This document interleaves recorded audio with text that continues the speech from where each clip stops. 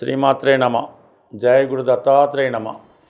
ఈ వీడియోలో మనం వృత్తి నిర్ణయించే గ్రహాలు మరి ప్రస్తుతం శనిగ్రహ వక్రగమనం వల్ల వృత్తిపై ఎటువంటి ప్రభావం చూపుతుంది, ఏ ఏ వృత్తులు చేస్తున్న వారికి ఏ ఏ గ్రహాలు బలంగా ఉండాలి, మనం ఖచ్చితంగా ఏ వృత్తిలోకి ఎంటర్ అవ్వాలో ఏ గ్రహం తెలియజేస్తుంది. అలాగే మనం వ్యాపారం చేయాలనుకున్నప్పుడు ఏ గ్రహం బలంగా ఉంటే మనకి ఆ సమయంలో వ్యాపారం కలిసి వస్తుంది, ఏ రకమైన వ్యాపారానికి ఏ గ్రహం కలిసి వస్తుంది, ఇవన్నీ కూడా మనం ఈ వీడియోలో తెలుసుకునే ప్రయత్నం చేద్దాం. సాధారణంగా ఎక్కువగా సినిమా సంబంధించినటువంటి పరిశ్రమలో ఏ వృత్తిలో అయినా సినిమా నటన టీవీ మీడియాలో ప్రవేశించాలంటే శుక్ర అలాగే చంద్రగ్రహాలు బలంగా ఉండాలి. అలాగే మీరు సినిమా రంగంలో హీరోగా రాణించాలంటే చంద్రుని యొక్క బలం తప్పనిసరి. అదే క్యారెక్టర్ యాక్టర్గా విలన్గా రాణించాలంటే కుజుని యొక్క స్థితి చాలా బలంగా ఉండవలసి ఉంటుంది. అలాగే మీరు ఒక పారిశ్రామికవేత్తగా లేదంటే ఏదైనా ఒక సంస్థను ప్రారంభించి 10 మందికి ఉపాధి కల్పించే వృత్తులు చేయాలన్నా, చిన్న స్థాయి నుంచి పై స్థాయికి వెదగాలన్నా శని యొక్క బలం తప్పనిసరిగా ఉండవలసి ఉంటుంది. ప్రస్తుతం ఉన్నటువంటి సాఫ్ట్వేర్ రంగానికి, మెడికల్ రంగానికి, సినిమా సంబంధించినటువంటి ఈ గ్రాఫిక్స్ టెక్నాలజీ సంబంధించిన వృత్తుల్లో రాణించాలంటే వారి యొక్క జన్మజాతకంలో రాహుగ్రహం బలంగా ఉండవలసి ఉంటుంది. మీరు పోలీస్ డిపార్ట్మెంట్లో కానీ, ఎక్సైజ్ డిపార్ట్మెంట్లో కానీ, క్రీడా రంగంలో కానీ, లేదంటే ఏదైనా ఒక వృత్తిలో కంపల్సరీగా మీరు ఒక డ్రెస్ కోడ్ యూనిఫారం ధరించవలసినటువంటి ఉద్యోగంలో ఉండాలంటే కుజుని యొక్క బలం తప్పనిసరిగా ఉండవలసి ఉంటుంది. అలాగే ప్రభుత్వ ఉద్యోగంలో మీరు ప్రవేశించాలనుకుంటే రవి యొక్క బలం చాలా అనుకూలంగా బలంగా ఉండవలసి వస్తుంది.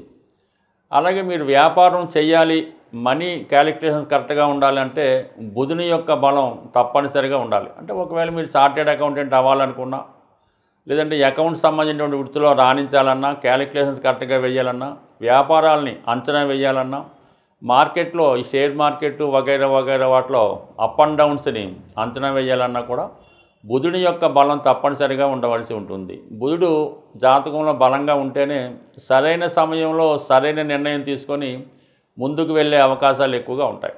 అలాగే పాడి పరిశ్రమ, వ్యవసాయం, అలాగే మెడిసిన్స్, ఆయుర్వేదం ఇటువంటి వాటిలో మీరు బలంగా రాణించాలంటే చంద్రుని యొక్క బలం తప్పనిసరి. అలాగే కొన్ని ఆధ్యాత్మిక వృత్తులు, ఈ పౌరోహిత్యం, ఈ ప్రవచనాలు, ఈ జ్యోతిష్యం, ఆధ్యాత్మిక సంబంధించిన వృత్తుల్లో రాణించాలంటే కేతువు యొక్క బలం తప్పనిసరిగా ఉండవలసి ఉంటుంది. అయితే ఏదన్నా శని సేవకా వృత్తిని సూచిస్తాడు కాబట్టి శని సంబంధించినటువంటి కనెక్షను ఇప్పుడు చెప్పుకున్నటువంటి గ్రహాలకి ఉన్నప్పుడు జాతకుడు సబార్డినేట్గా చేయడం కానీ, ఉద్యోగం చేయడం కానీ జరుగుతూ ఉంటుంది.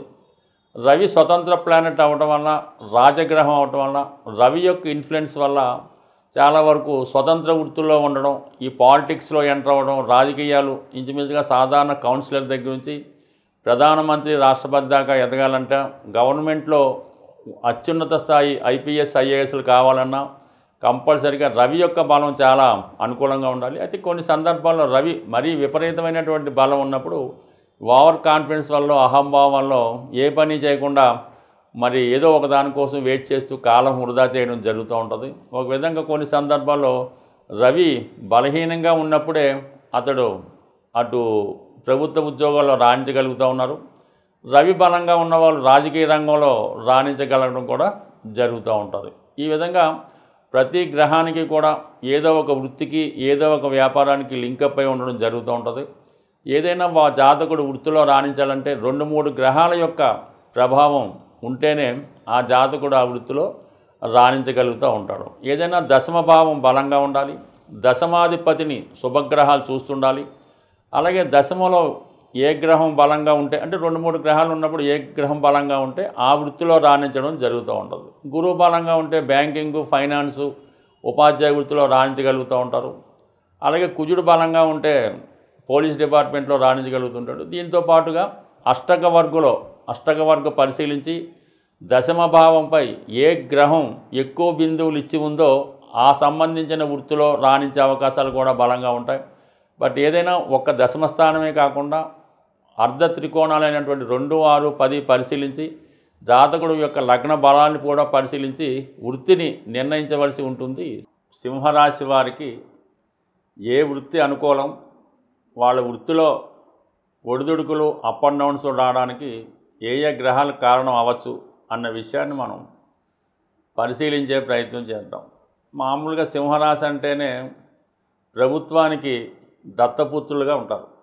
వీళ్ళు ఏదైనా ఒక ప్రభుత్వ ఉద్యోగం చేస్తున్నటువంటి కుటుంబంలో కానీ, రాజకీయ బ్యాక్గ్రౌండ్ ఉన్నటువంటి కుటుంబంలో కానీ, లేదా ఒక జమీందారీ కుటుంబంలో కానీ జన్మించడం జరుగుతూ ఉంటుంది.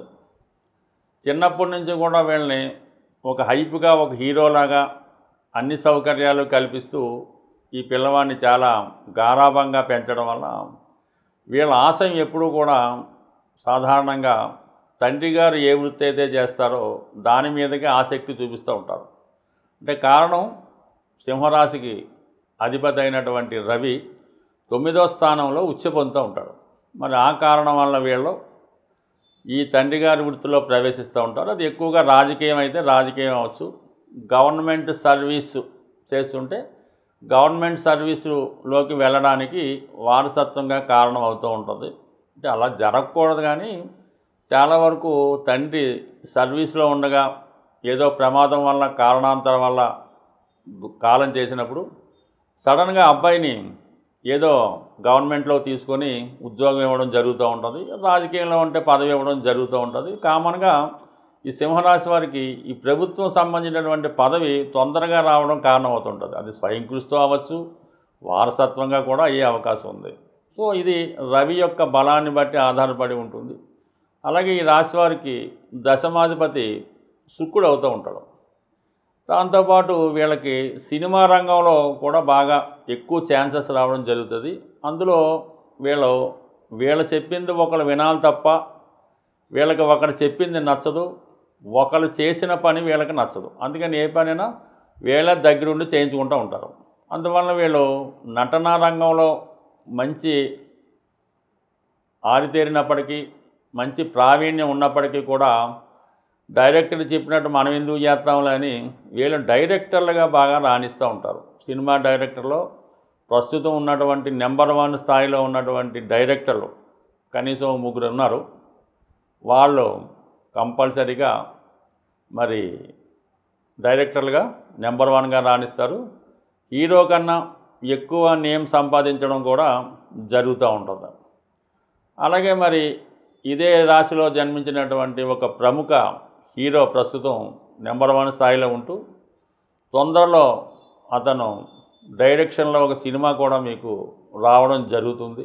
ఈ విధంగా ఎప్పటికైనా వాళ్ళు స్వతంత్రంగానే వాళ్ళు ప్రూఫ్ చేసుకోవడం జరుగుతూ ఉంటుంది అన్నమాట. అందుకని వీళ్ళు స్వతంత్ర వృత్తిలో రాణిస్తారు, అందరినీ శాసించే స్థాయిలో ఉండడం జరుగుతూ ఉంటుంది. అది శుక్రుడు బలంగా ఉండడం వల్ల కళారంగంలో ఈ విధంగా రాణించడం జరుగుతూ ఉంటుంది. అలాగే వ్యవసాయ రంగం, భూములు, స్థిరాస్తులు, కన్స్ట్రక్షను, చార్టెడ్ అకౌంటెంట్సు, బాగా ఇంజనీర్లు, అంటే ఒక సొసైటీలో, ఒక సంఘంలో ఏవైతే ఇంపార్టెంట్ వృత్తులు ఉంటాయో ఇవన్నీ కూడా వాళ్ళు చేయడం జరుగుతూ ఉంటుంది. అంటే ఏదో ఈ రాశివారు ఏ ఊళ్ళో ఉన్నా, ఏ గ్రామంలో ఉన్నా, ఏ వార్డులో ఉన్నా ఆ ప్రాంతంలో వీళ్ళు నాయకులుగా ఎదుగుతూ ఉంటారు. అక్కడ ఉన్న వాళ్ళందరికీ కూడా సహకారం చేయడం జరుగుతూ ఉంటుంది. కొన్ని సందర్భాల్లో ఈ రాశి వారికి రాశ్యాధిపతి రవి పాపగ్రహాలతో కలిసి ఉన్నప్పుడు మరి జాతకుడు ఏ పని చేయకుండా కేవలం తల్లిదండ్రుల మీదే ఆధారపడడం జరుగుతుంటుంది. అంటే సహజంగా తల్లిదండ్రులు ఇద్దరు ఎంప్లాయీస్ అవ్వడం కానీ, రాజకీయ నాయకులు అవ్వడం కానీ ఉండడం వల్ల ఈ సదుపాయాల వల్ల చాలా వరకు కొన్ని సందర్భాల్లో వాళ్ళ మీదే ఆధారపడడం జరుగుతూ ఉంటుంది. వాళ్ళ తర్వాత మళ్ళీ బాగుపడడం జరుగుతూ ఉంటుంది. ఎస్పెషల్లీ వీళ్ళ యొక్క జన్మజాతకంలో రాశ్యాధిపతి రవి శనిగ్రహంతో కలిసి ఉన్నప్పుడు సాధారణంగా ఈ విధంగా జరుగుతూ ఉంటాయన్నమాట. తండ్రి గారు ఉన్నంత కాలం ఈ పిల్లవాడు పెద్దగా రాణించలేకపోతూ ఉంటాడు. తండ్రి గారు తదనంతరం బాగా ఫామ్లోకి రావడం జరుగుతూ ఉంటుంది. అంటే ఈ కాంబినేషను ఉంటే శని రాహు రవి కలిసి ఉంటే తండ్రి కానీ కొడుకు కానీ ఇద్దరిలో ఒకరికే బాగుంటుంది, ఒకళ్ళు ఖాళీగా ఉండడం జరుగుతూ ఉంటుంది. ఇది ఒక పెద్ద కాంబినేషను. అలాగే రవి శుక్రగ్రహంతో కలిసి ఉంటే మంచి జమీందారుగా మంచి ధనవంతుడిగా ఉంటాడు. అదే శుక్రుడు రవి అంటే శుక్రుడికి రవి బాగా దగ్గరికి వచ్చి కంబస్ట్ అయి ఉంటే ఆర్థిక పరంగా చాలా ఇబ్బందులు ఎదుర్కోవడం, స్త్రీల వల్ల సమస్యలు ఎదుర్కోవడం జరుగుతూ ఉంటుంది. బట్ ఏదైనా మిగతా గ్రహాలన్నీ వేరు, మిగతా రాశులన్నీ వేరు. ఈ సింహరాశికి వారికి మాత్రం రవికి మిగతా గ్రహాలకి డిస్టెన్స్ మెయింటైన్ చేయాలి. అంటే 10 డిగ్రీలు 12 డిగ్రీలు ఆ డిస్టెన్స్ మెయింటైన్ చేస్తేనే ఆ గ్రహాలు బలంగా ఉంటాయి. రవికి ఏదైనా బాగా దగ్గరగా ఒకే పాదం మీదో వచ్చినప్పుడు చాలా వరకు ఆ భావకారకత్వాలు దెబ్బతింటూ సింహరాశి వారి మీద ఎక్కువ ప్రభావాన్ని చూపడం జరుగుతూ ఉంటుంది. బట్ ఏదైనా ఈ రాశివారు రవి యొక్క స్థితిని బట్టి స్వతంత్ర వృత్తి కలిగి ఉంటారు. శుక్రుని యొక్క స్థితిని బట్టి ఈ విధంగా గ్లామర్ వృత్తిలో ఉండే అవకాశం ఉంది. బట్ ఏదైనా ఈ రాశివారు రవిని ఎంత బలం చేసుకుంటే అంత బలంగా ఉంటుంది. ముఖ్యంగా వారు నివసిస్తున్నటువంటి గృహంలో తూర్పు భాగంలో దోషం ఉన్నా, తూర్పు ఈశాన్యంలో కానీ తూర్పు ఆగ్నేయంలో కానీ దోషం ఉన్న జాతకుడు ఎన్ని ప్రయత్నాలు చేసినా జీవితంలో రాణించలేకపోతుంటాడు. అన్ని అర్హతలు ఉండి జీవితంలో జాతకుడు రాణించడం లేదు, ఎంత ప్రయత్నం చేసినా దగ్గరికి వచ్చి మిస్ అవుతుంది అనుకుంటే మాత్రం కంపల్సరిగా మీరు నివసిస్తున్నటువంటి గృహంలో ఇటువంటి దోషాలు ఏమైనా ఉన్నాయేమో పరిశీలించుకొని, అంటే మీరు నివసిస్తున్న ఇళ్ళతో పాటు మీ వారసత్వంగా మీ పేరుతో కానీ మీ పెద్దల పేరుతో కానీ ఉన్నటువంటి గృహంలో కూడా ఎటువంటి దోషం ఉంటే దాన్ని సరిచేసుకునే ప్రయత్నం చేస్తే మీరు ఆటోమేటిక్గా వృత్తిలో బాగా రాణించగలిగే అవకాశం ఉంటుంది. ఎవరైనా వారు చేస్తున్నటువంటి వృత్తిలో కానీ వ్యాపారంలో కానీ నిలకడగా ఉంటూ దినదిన అభివృద్ధి చెందాలంటే కంపల్సరీగా వాళ్ళు వారి వారి దినచర్యలో చాలా పర్ఫెక్ట్గా ఉండవలసి ఉంటుంది. అంటే వాళ్ళు ఉదయం ఎన్ని గంటలకు లెగుస్తున్నారు, ఎన్ని గంటలకి నిద్రపోతున్నారు, అలాగే ఈ భోజన విరామ సమయాలు ఇవన్నీ కూడా ప్రతిరోజు కూడా పర్ఫెక్ట్గా ఒకే టైంకి మెయింటైన్ చేయవలసి ఉంటుంది. అంటే ఆ టైం మెయింటైన్ చేయడం వల్ల మీరు అనుకున్న పనులు ఖచ్చితంగా ఆ టైంకి జరుగుతూ ఉంటాయన్నమాట. అందుకని ముందు మీరు టైం మెయింటైన్ చేయవలసి ఉంటుంది. అలాగే ప్రభుత్వానికి చెల్లించవలసినటువంటి income tax, sale tax, GST వగైరా వగైరా పర్ఫెక్ట్గా అకౌంట్ మెయింటైన్ చేయడం, టెన్షన్గా మనం వారికి పే చేయవలసినటువంటి గవర్నమెంట్కి చెల్లిన ప్రతి ట్యాక్స్, ఇన్కమ్ ట్యాక్స్ అవ్వచ్చు, రోడ్ ట్యాక్స్ అవ్వచ్చు, సేల్ ట్యాక్స్ అవ్వచ్చు, ఇవి ఖచ్చితంగా పే చేయవలసి ఉంటుంది. అలాగే వాహనాలకు చెల్లించినటువంటి ఎటువంటి చలానాలు లేకుండా పన్ను ఏది బాకీ లేకుండా ఉండడం జరిగితే, అలాగే మీ పిల్లలకి చెల్లించినటువంటి కాలేజీ ఫీజులు కానీ కాన్వెంట్ ఫీజులు కానీ అప్ టు డేట్గా చెల్లించవలసి ఉంటుంది. అలాగే మీరు అద్దె ఇంట్లో ఉంటే టైంకి అనుకున్న తారీఖు కన్నా ముందుగానే అద్దె చెల్లించవలసి ఉంటుంది. అంటే మీకు ఇవి కొద్దిగా ఆశ్చర్యంగా జరిగి ఉండొచ్చు. మీరు ఏదైతే ఇవన్నీ పర్ఫెక్ట్గా నిర్వహిస్తారో, ఏదైతే మీరు తీసుకున్నటువంటి అప్పుకి లోన్ కరెక్ట్గా కడుతుంటారో అప్పుడు మీ జీవితంలో సక్సెస్ కూడా చాలా తొందరగాను చాలా పర్ఫెక్ట్గా వస్తుంది. సమయానికి అందరూ కూడా మీకు సహకరిస్తూ ఉంటారు. అంటే ఈ టెక్నిక్ను ఉపయోగించే ప్రస్తుతం బ్యాంకులు ఈ క్రెడిట్ స్కోర్ అన్నది పెట్టడం జరిగింది. అంటే మీరు ఎంత పర్ఫెక్ట్గా మీ విధి నిర్వహిస్తున్నారు, మీరు తీసుకున్నటువంటి అప్పుకి వడ్డీ ఎలా కడుతున్నారు, క్రెడిట్ కార్డు మీద ఎలాగా పే చేస్తున్నారు, ఎవరికన్నా చెక్ ఇస్తే అది ఎంత పర్ఫెక్ట్గా ఉంటున్నారు, ఇవన్నీ కూడా మీ డిసిప్లిన్ బట్టి మీ వృత్తి ఆధారపడి ఉంటుంది. అందువల్ల ఏంటంటే ఇవన్నీ కూడా పర్ఫెక్ట్గా మెయింటైన్ చేయండి. దాంతోపాటు సూర్య భగవానుని ఆరాధించడం, ఆదివారం నియమంగా ఉండడం, ఆదిత్య ఉదయం వినడం జరుగుతుంది. అలాగే మీకు జన్మనిచ్చినటువంటి తండ్రి గారు అంటే సహజంగా మీకు మీ యొక్క జన్మజాతకంలో 9వ స్థానమే అదృష్ట స్థానం, అదే భాగ్యస్థానం, అదే మీ తండ్రి స్థానం.